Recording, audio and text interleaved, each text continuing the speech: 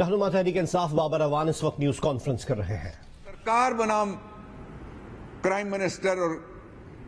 Criminal اعلی ہے، آپ سارے ہیں، اس لیے ان مقدمات کو فوری طور پہ کے پی میں بھی آزاد عدلیہ ہے، کے پی میں بھی آزاد عدالتیں ہیں اور نیوٹرل ہونے چاہیے، نیوٹرل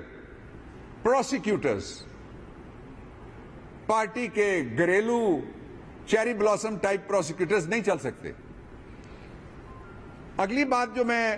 آپ کے سامنے رکھنا چاہتا ہوں وہ بڑی ضروری ہے، وہ یہ ہے کہ ہم نے ایک ہمہ گیر پاکستان تحریک انصاف کی کور کمیٹی کی رہنمائی کی ہے چیئرمین عمران خان صاحب پرائم منسٹر نے، اس لیے کہ الیکٹڈ پرائم منسٹر ابھی تک وہی ہیں، پرائم منسٹر امپورٹڈ نہیں ہو سکتا، جس طرح کوئی مریض ایکسپورٹڈ نہیں ہو سکتا ہوا وہ کہانی بھی کھلے گی، اسی طرح کوئی پرائم منسٹر امپورٹڈ نہیں ہو سکتا، صرف ہیٹ امپورٹڈ ہو سکتا ہے، اور جائیدادیں بھی ایکسپورٹڈ ہیں، آپ کے لوٹے ہوئے پیسے وہاں پہ پڑے ہوئے ہیں، انہوں نے ایک دن واپس آنا ہے انشاءاللہ۔ اگلی بات جو میں کہنا چاہتا ہوں کہ 10,000 سے زیادہ پاکستان تحریک انصاف کے کارکن، ان کو بروٹلائز کیا گیا پورے پاکستان کے طول و عرض میں، اور 6,500 سے زیادہ لوگوں کو حراست میں لیا گیا۔ پاکستان کی تاریخ میں پہلی دفعہ وکلا پہ تشدد کر کے ویڈیو وائرل کی گئی، پاکستان کی تاریخ میں پہلی دفعہ وکیلوں پہ دہشت گردی کے پرچے ہوئے۔ میں مطالبہ کرتا ہوں اعلیٰ عدلیہ سے کہ ہم وہاں کھڑے ہو کے کبھی ایک طرف سے کبھی دوسری طرف سے انصاف پلیڈ کرتے ہیں، اور انصاف کی فراہمی میں بار ایسوسیشنز کا بہت بڑا رول ہے۔ اس لیے فوری طور پہ میں مطالبہ کرتا ہوں کہ وکلا کے اوپر دہشت گردی کے مقدمات ختم کیے جائیں، اور اس سلسلے میں جن بار ایسوسیشنز اور بار کاؤنسل نے جو قراردادیں پاس کی ہیں ان کی بھی ہم حمایت کرتے ہیں کہ یہ مقدمے فوراً ختم کیے جائیں، اور ان قومی جرائم پہ کرائم منسٹر کو معافی مانگنی چاہیے قوم سے، اور یہ جرائم نہ پاکستان بھولے گا، نہ پاکستان تحریک انصاف بھولے گی، اور نہ ہی قانون بھولے گا اور نہ ہی آئین بھولے گا۔ میں آخری بات آپ سے یہ کہنا چاہتا ہوں کہ جو خدشات prime minister of Pakistan chairman Imran Khan کی سیکیورٹی کے حوالے اور ان کی سیفٹی کے حوالے سے، یہ دونوں حوالے سے وہ خدشات، ایک انہوں نے خود جلسے میں کہے جس کو ریٹریٹ ہم کر رہے ہیں، اور نئے شواہد بھی اس پہ ہمیں مل رہے ہیں، اور دوسرے وہ خدشات ہیں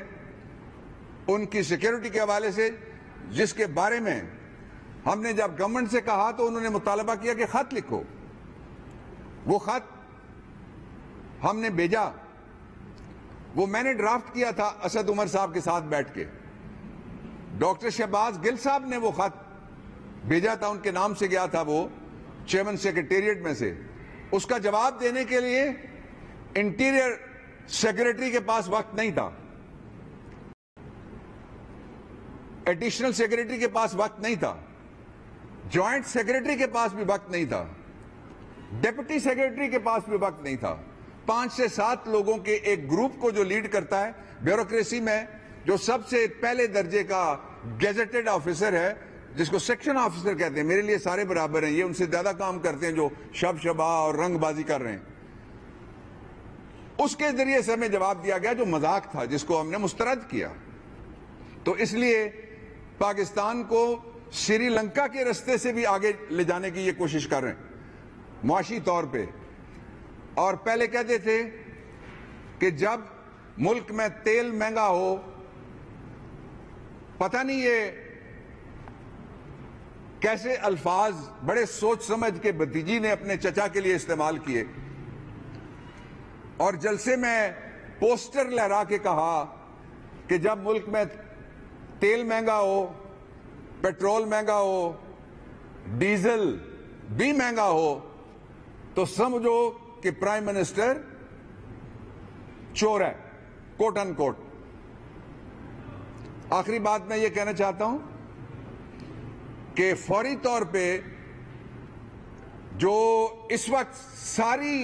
सरबस्ता सरगर्मियां हैं उनको पब्लिक करने के लिए हम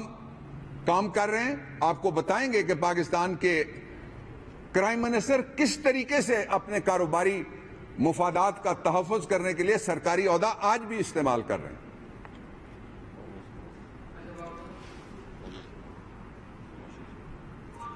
और इसका मैं लेता हूं सवाल, इस हवाले से जो सबसे बड़ा खदशा है, सबसे बड़ा खदशा जिसका इजहार चेयरमैन इमरान खान ने किया, और उन्होंने दुरुस्त तौर पे जो बाकी सब ने उनसे पहले मिसाल दी हुई है रशिया की, कि रशिया के पास जो आर्मामेंट था, रशिया के पास जो फाइटिंग मशीन थी, वो थी जिसने हिटलर को भगा दिया था। लेकिन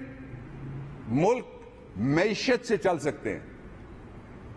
मईशत कौमी सलामती की पॉलिसी बाकायदा आई हुई है, मईशत कौमी सलामती की पॉलिसी आई हुई है। ये इंपोर्टेड के आने से पहले की बात है।